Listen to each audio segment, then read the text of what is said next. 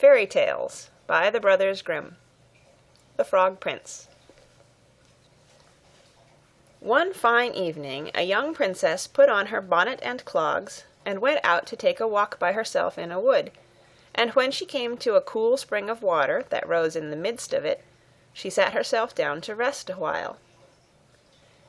Now she had a golden ball in her hand, which was her favorite plaything, and she was always tossing it up into the air and catching it again as it fell.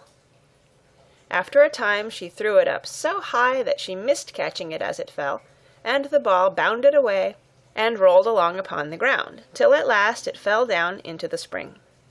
The princess looked into the spring after her ball, but it was very deep, so deep that she could not see the bottom of it. Then she began to bewail her loss, and said, "Alas! If I could only get my ball again, I would give all my fine clothes and jewels, and everything that I have in the world." Whilst she was speaking, a frog put its head out of the water, and said, "Princess, why do you weep so bitterly?" "Alas!" said she, "what can you do for me, you nasty frog? My golden ball has fallen into the spring." The frog said, "I want not your pearls and jewels and fine clothes, but if you will love me and let me live with you and eat from your golden plate and sleep upon your bed, I will bring you your ball again." "What nonsense!" thought the princess. "The silly frog is talking. He can never even get out of the spring to visit me, though he may be able to get my ball for me, and therefore I will tell him he shall have what he asks." So she said to the frog, "Well, if you will bring me my ball, I will do all you ask." Then the frog put his head down and dived deep under the water, and after a little while he came up again with the ball in his mouth, and threw it on the edge of the spring. As soon as the young princess saw her ball, she ran to pick it up, and she was so overjoyed to have it in her hand again that she never thought of the frog, but ran home with it as fast as she could. The frog called after her, "Stay, princess, and take me with you, as you said." But she did not stop to hear a word. The next day, just as the princess had sat down to dinner, she heard a strange noise. Tap, tap, plash, plash, as if something was coming up the marble staircase, and soon afterwards there was a gentle knock at the door, and a little voice cried out and said, "Open the door, my princess dear. Open the door to thy true love here, and mind the words that thou and I said by the fountain cool in the greenwood shade." Then the princess ran to the door and opened it, and there she saw the frog, whom she had quite forgotten. At this sight she was sadly frightened, and shutting the door as fast as she could, came back to her seat. The king, her father, seeing that something had frightened her, asked her what was the matter.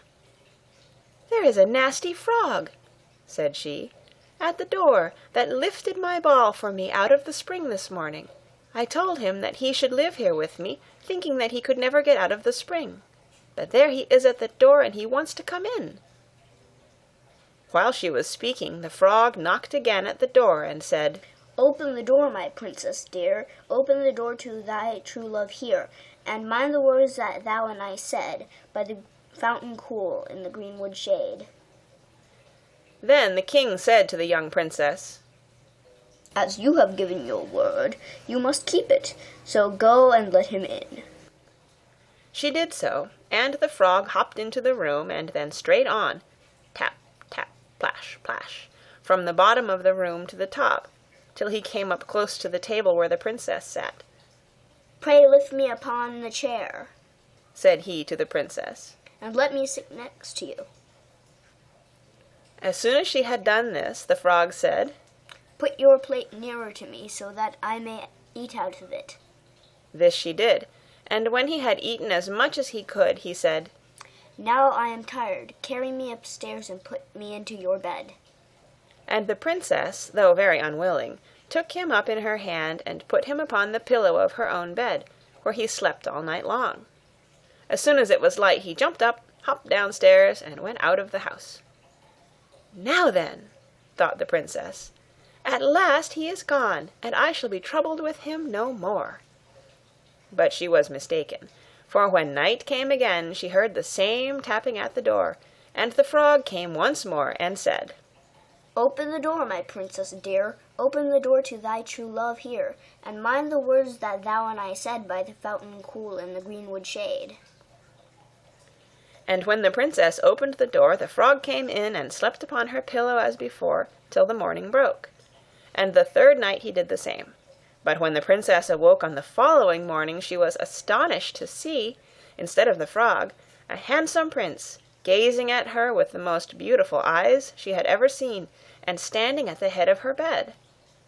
He told her that he had been enchanted by a spiteful fairy, who had changed him into a frog, and that he had been fated so to abide till some princess should take him out of the spring, and let him eat from her plate, and sleep upon her bed for 3 nights. "You," said the prince, "have broken this cruel charm, and now I have nothing to wish for but that you should come with me to my father's kingdom, where I will marry you and love you as long as you live." The young princess, you may be sure, was not long in saying "yes" to all this, and as they spoke a gay coach drove up, with 8 beautiful horses, decked with plumes of feathers and a golden harness, and behind the coach rode the prince's servant, faithful Heinrich, who had bewailed the misfortunes of his dear master during his enchantment so long and so bitterly that his heart had well nigh burst. They then took leave of the king, and got into the coach with 8 horses, and all set out, full of joy and merriment, for the prince's kingdom, which they reached safely, and there they lived happily a great many years. End of The Frog Prince. Read by Kara Shallenberg and her son, Henry Freegon.